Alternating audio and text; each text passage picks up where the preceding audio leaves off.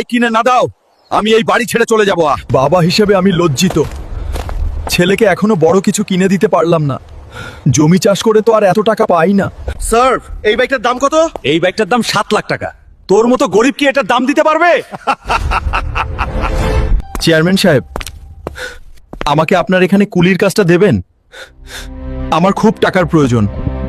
এই বয়সে এসে কুলির কাজ করবেন নাকি? আচ্ছা ঠিক আছে, আজ থেকে কাজে লেগে পড়ুন, কিন্তু কাজ করার সময় তামাশা করবেন না।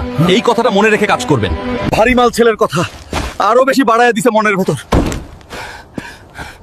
অনেক টাকা কামাইতে হইব, না হইলে ছেলের স্বপ্ন বাইকটা দিতেই পারুম না। শাসা ঠিক আছেন?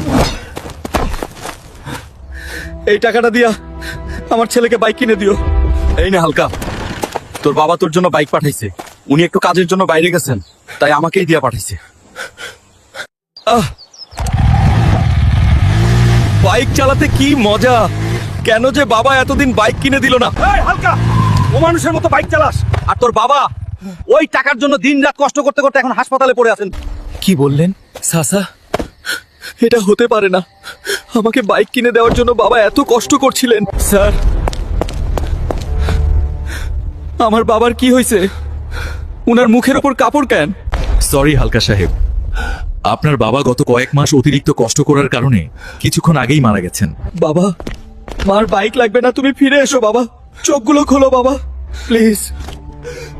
বন্ধুরা, এমন কোনো আবদার করো না যা বাবা মায়ের সামর্থ্যের বাইরে।